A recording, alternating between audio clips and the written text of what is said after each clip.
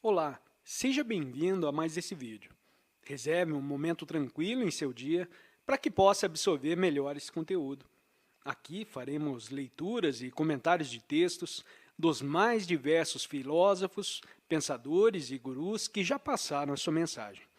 Espero que esse vídeo possa te ajudar nessa caminhada, assim como tem me ajudado.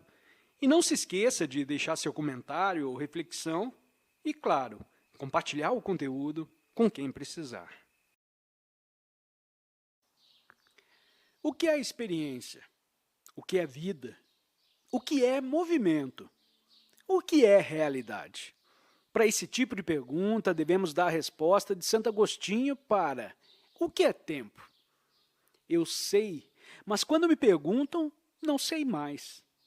Experiência, vida, movimento e realidade são alguns dos sons usados para simbolizar a soma de sensações, pensamentos, sentimentos e desejos. E se alguém pergunta o que são sensações e etc., só posso responder: não seja bobo, você sabe muito bem. Não dá para continuar definindo as coisas sem parar, senão vamos ficar rodando em círculos. Definir significa fixar, e pensando bem, a vida real não é fixa. O fim do capítulo anterior insinua que a coisa fundamental, que não pode ser definida nem fixa, pode ser representada pela palavra Deus. Se isso for verdade, sabemos o que é Deus, o tempo todo. Mas, quando começamos a raciocinar a esse respeito, não sabemos mais. Pois quando começamos a pensar sobre experiência, tentamos fixá-la em formas e ideias rígidas. É o velho problema de tentar fazer pacotes de água ou colocar o vento dentro de uma caixa. Ainda assim, a religião sempre ensinou que Deus é algo do qual se pode esperar sabedoria e orientação. Ficamos acostumados à ideia de que sabedoria, quer dizer conhecimento, conselho, informação, pode ser expressa em enunciados verbais formados por instruções específicas. Se isso for verdade, é difícil ver como sabedoria pode vir de algo impossível de definir.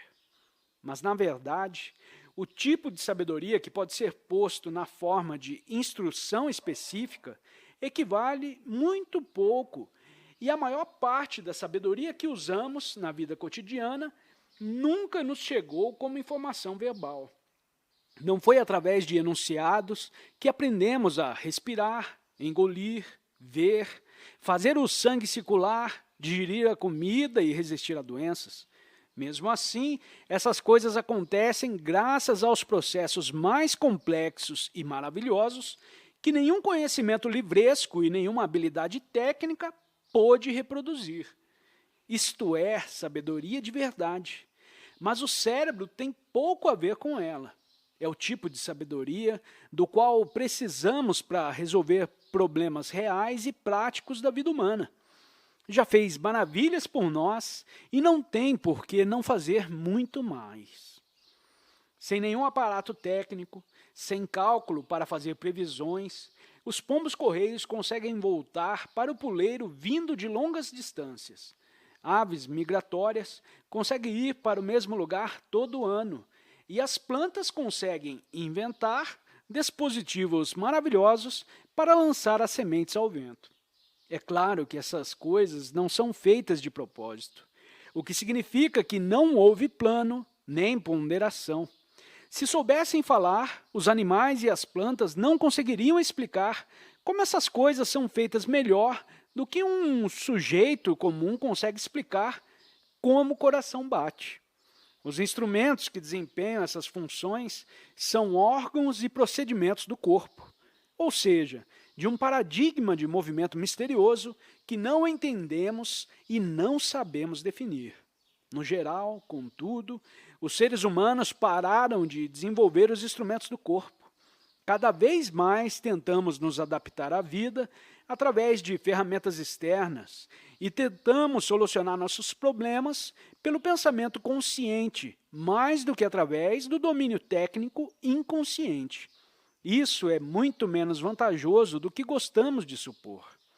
Existem, por exemplo, mulheres primitivas capazes de dar à luz a uma criança enquanto trabalham no campo. E depois de fazer as poucas coisas necessárias para garantir que o bebê fique seguro, aquecido e confortável, continuam o trabalho. Por outro lado, a mulher civilizada precisa ser levada para um hospital complexo e lá, rodeada por doutores, enfermeiras e por incontáveis engenhocas, ela expulsa o coitado para o mundo em longas contorções e dores excruciantes. É verdade que a asepsia impede que muitas mães e crianças morram, mas por que não podemos ter asepsia e o método natural e fácil de dar à luz? A resposta para essa pergunta e para outras parecidas é que fomos ensinados a negligenciar, desprezar e violentar nosso corpo e a colocar toda a confiança no cérebro. Na verdade, a doença peculiar da pessoa civilizada poderia ser descrita como uma obstrução ou um cisma entre o cérebro, sobretudo o córtex, e o resto do corpo. Isso corresponde à divisão entre eu e mim, pessoa e natureza, e à confusão do Ouroboros, a cobra confusa que não sabe que o rabo e a cabeça andam juntos. Felizmente, há pelo menos 2 cientistas que chamaram atenção para essa cisão nos últimos anos, a saber, Lancelot Law White e Trigant Burrow. White chama essa doença de dissociação europeia, não porque seja exclusiva da sociedade euro-americana, mas porque é especialmente característica dela. Tanto White quanto Burrow fizeram uma descrição ou um diagnóstico clínico da cisão, cujos detalhes não cabem aqui. Diz basicamente, em linguajar médico, que deixamos o pensamento racional se desenvolver e dominar a vida sem qualquer proporção com o papel desempenhado pela nossa sabedoria instintiva, que estamos deixando cair na atrofia. Como consequência, o indivíduo está em guerra contra si mesmo. O cérebro deseja coisas que o corpo não quer, e o corpo deseja coisas que o cérebro não permite. O cérebro dá instruções que o corpo não segue e o corpo envia impulsos que o cérebro não consegue entender. De um jeito ou de outro, o sujeito civilizado concorda com São Francisco, ao pensar no corpo como um irmão burro. Mas até mesmo os teólogos reconhecem que a fonte do mal e da estupidez não está no organismo físico como um todo, mas no cérebro separado, dissociado, que eles chamam de vontade.